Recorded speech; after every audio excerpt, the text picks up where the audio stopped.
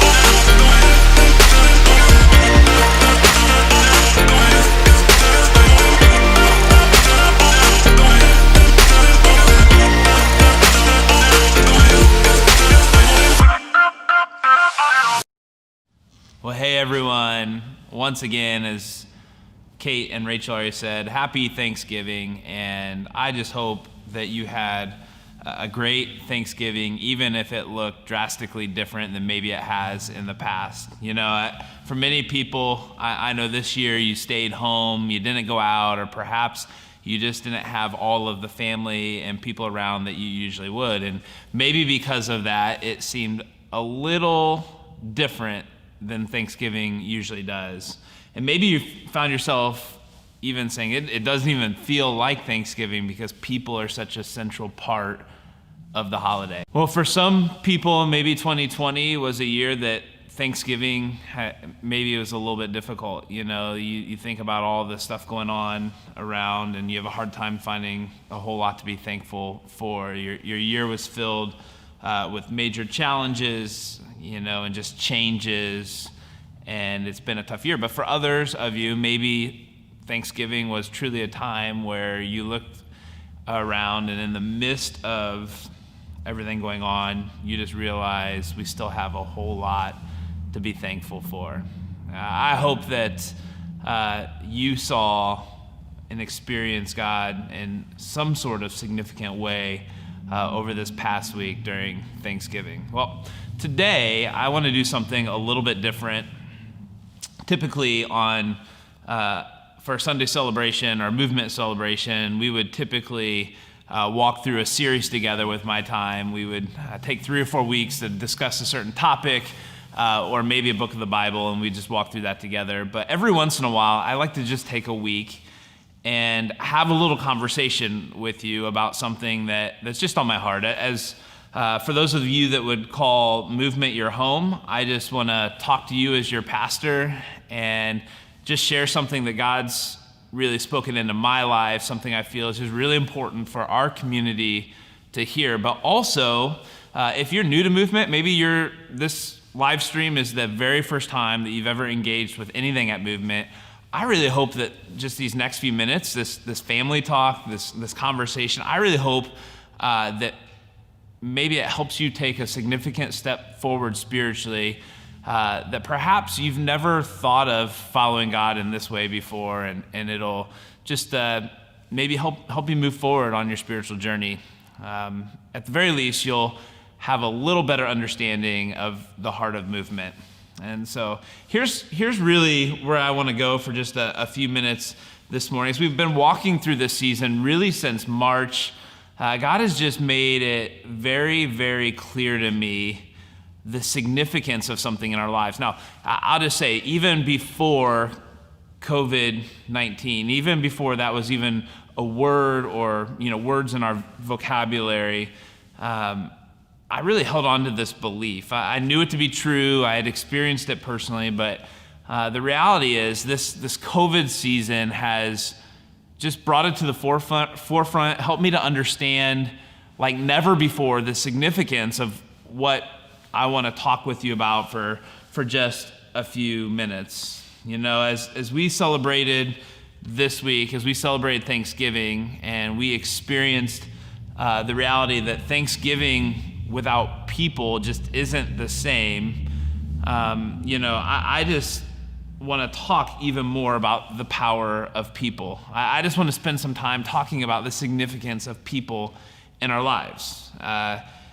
As your pastor, I just want you to hear that we were designed, we were created for community. We were created not to be alone, to be around other people. And, over the course of a few months, some of you have felt disconnected from people in your lives in different aspects, and perhaps because of that, you felt the impact emotionally, you felt the impact mentally, you felt the impact physically. And my guess is, if you are following Jesus, or even if you're just searching or asking questions about who God is, you felt the impact spiritually of feeling isolated. As I said, the truth is we were designed to experience life together in community.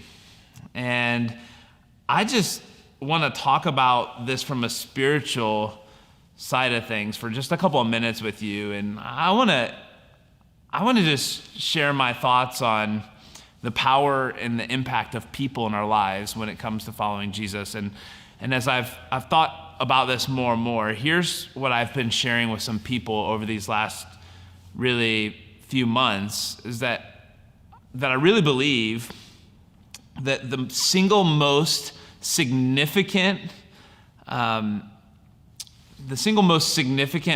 piece of your spiritual journey is other people. That's the power of people. That if you were to ask me, what's the most significant part of following Jesus? What's the most significant piece to be successful, to be experience this full life, this life of more that God has for us? What's going to be the most significant component of that? I would just tell you, it's people. Now, so often when we think of this idea of being a Christian or following Jesus, if we were to say, what would help you grow spiritually? You would say, why don't you just read your Bible more, or perhaps you just need to spend more time in prayer. And I believe both of those things are so significant. Maybe it'd be going, attending church, or listening to a message, maybe even singing. And all those things have an impact on your spiritual journey. But when it comes to following Jesus, the make or break component is not doing it alone. It's having people with you. In fact, when I see people excited about faith, when I see people excited about taking steps with God, when I see God moving in their lives, there are always people involved in that process. There always are. It's never done alone. And when I see people struggling, when I see people falling away, when I see people becoming discouraged and even just completely abandoning their faith, it's almost always tied to the fact that they're alone. I look in the book of Genesis, and right at the beginning, after Adam and Eve after Adam is created in Genesis chapter 2, we read that it's not, God looked at Adam, looked at creation, and he said, it's not good for man to be alone. It's not good. And we go to the New Testament, and we see the power of community in Hebrews chapter 10. Let me just read a couple of verses to you out of Hebrews chapter 10 about the power of community. It says, the writer of Hebrews says this, let us hold unswervingly to the hope we profess, for he who promised is faithful. And let us consider how we may spur one another on toward love and good deeds, not giving up meeting together as some are in the habit of doing, but encouraging one another, all the more as you see the day approaching. You see, I just know that life is tough. I know that following Jesus is not always easy, that there's struggles, that there are challenges along the way. And the writer of Hebrews just says, look, we need to encourage each other. We need to, he uses the word spur one another on towards love and good deeds. So we need to help each other move forward. The same message is seen in the Old Testament as well, in the book of Ecclesiastes. Ecclesiastes chapter 4, perhaps you've heard it at a wedding before, but it just talks about the power of doing life together, of not walking alone. And let me just read out of Ecclesiastes chapter 4 for a minute. Like I said, maybe you've heard these words before, but listen again in the context of why community is so important in following God. It says this, 2 are better than 1 because they have good return for their labor. Now, perhaps you've heard before that you can get more done together, and that's so true, but the writer goes on, the writer of Ecclesiastes goes on and says, if either of them falls down, one can help the other up, but pity anyone who falls and has no one to help them up. Also, if 2 people lie down together, they will keep warm. But how can one keep warm alone? It says, though one may be overpowered, 2 can defend themselves. A cord of 3 strands is not easily broken. Maybe you can look into your life at different times that someone's been there to pick you up. Someone's been there to encourage you when you're down. Someone was there to help you see life maybe in a different way, and the impact that has. And maybe you've, even in this season, felt just the effects of being alone, like not having anyone there along your side.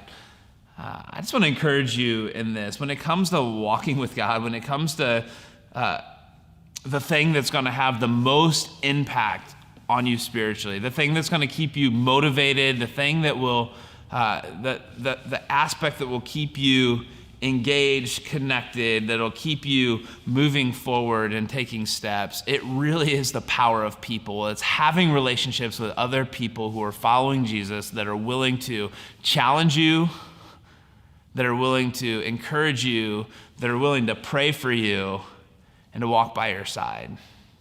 You know, it's in relationships that we learn how to extend grace and receive grace. It's in relationships we learn how to extend forgiveness and receive forgiveness. It's in relationships that we learn how to love even when it's difficult, even when someone doesn't seem all that lovable. It's in relationships that we learn humility and the power of putting someone before ourselves. And it's in relationships that we follow God best.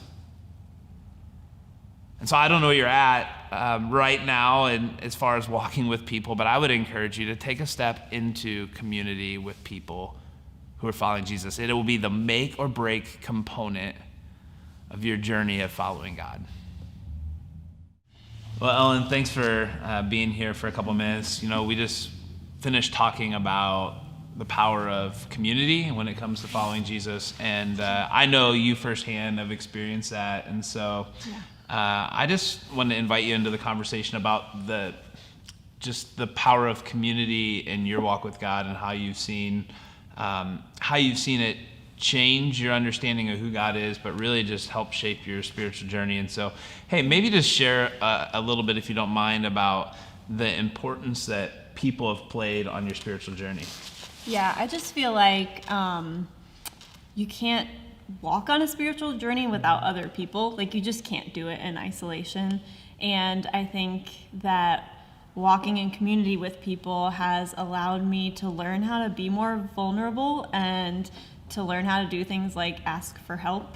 And I think that anybody who knows me knows that I'm kind of independent and stubborn, and I'm not always good at asking for help. I wouldn't say any of that, but really, are you sure? Yeah.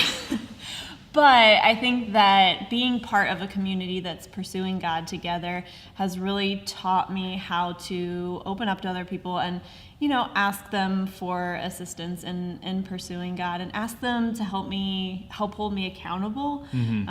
And I think that those have been the moments where I've grown the most. And I couldn't have done that on my own.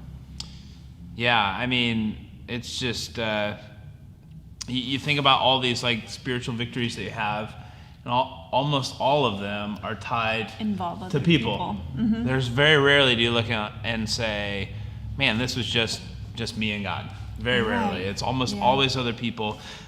So much so, I think about your story of just your role at Movement as far as you lead a huddle, which is a small group of 3 to 5 people that are really just following Jesus together, and you lead a move group. And I think about some of the relationships that you've had, and you've gotten to like walk down that road with people and celebrate victories with them.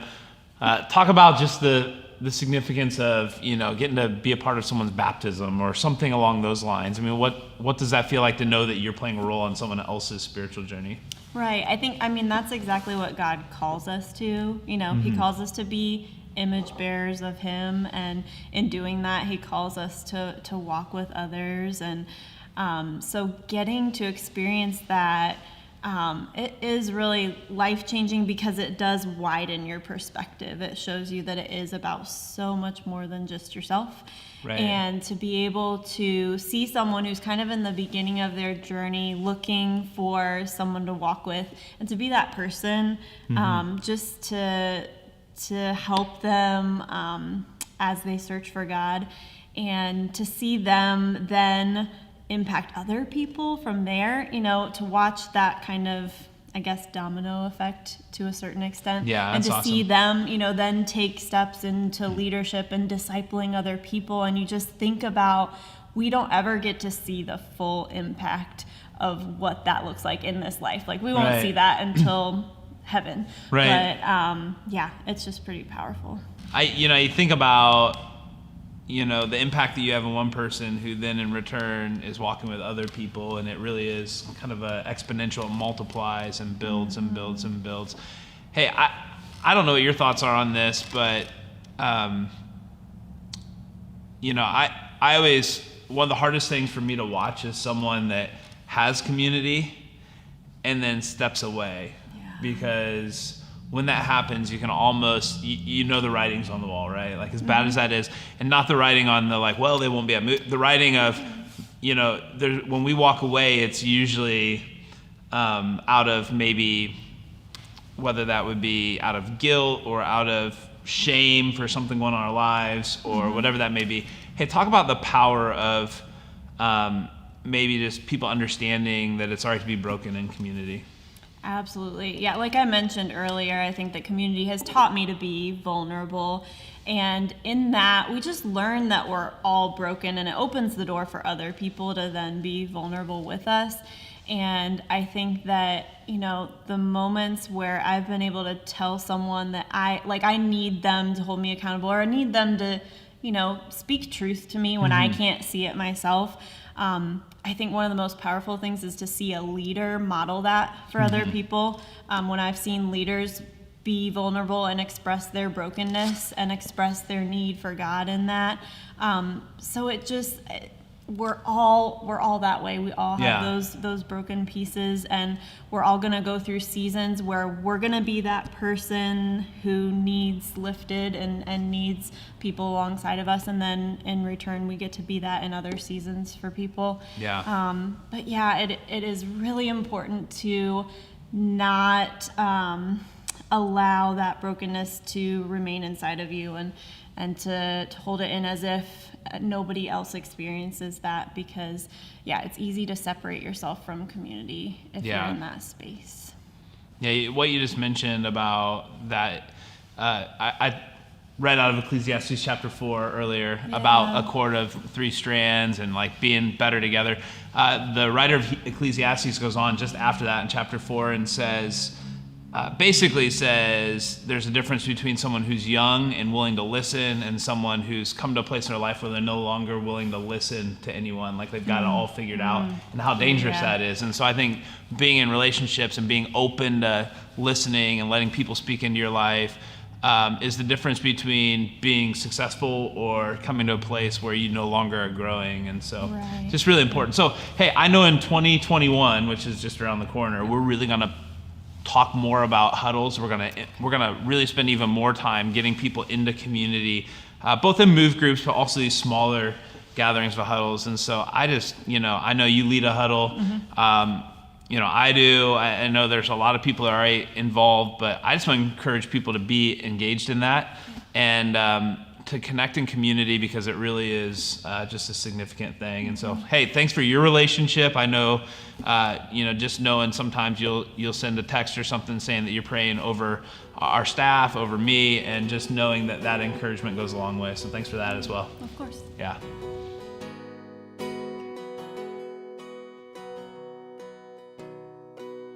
You are matchless in grace and mercy. There is nowhere we can hide from your love. You are steadfast, never failing. You are faithful. All creation is in awe of who you are.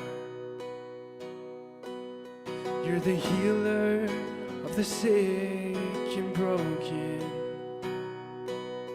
You are comfort for every heart that mourns.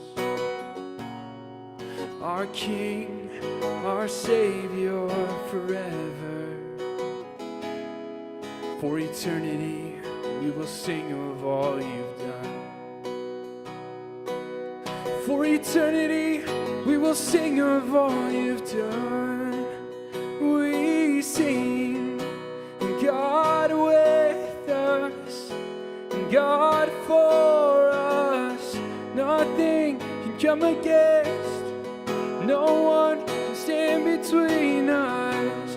God with us and God for us. Nothing can come against. No one can stand between us.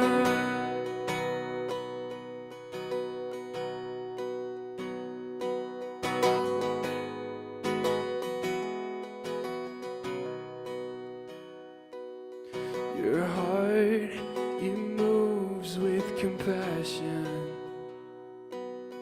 There is life, there is healing in your love. You're the Father, you're the Son and Holy Spirit. For eternity, we will sing of all you've done.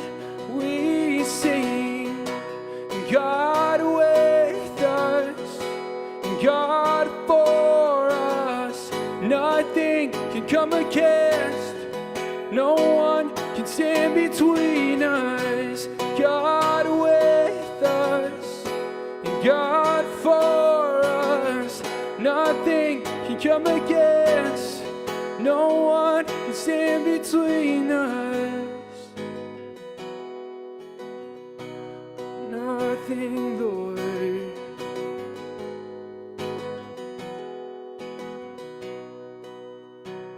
Where there was death, you brought life, Lord.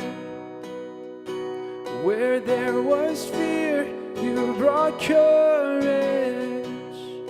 And when I was afraid, you were with me.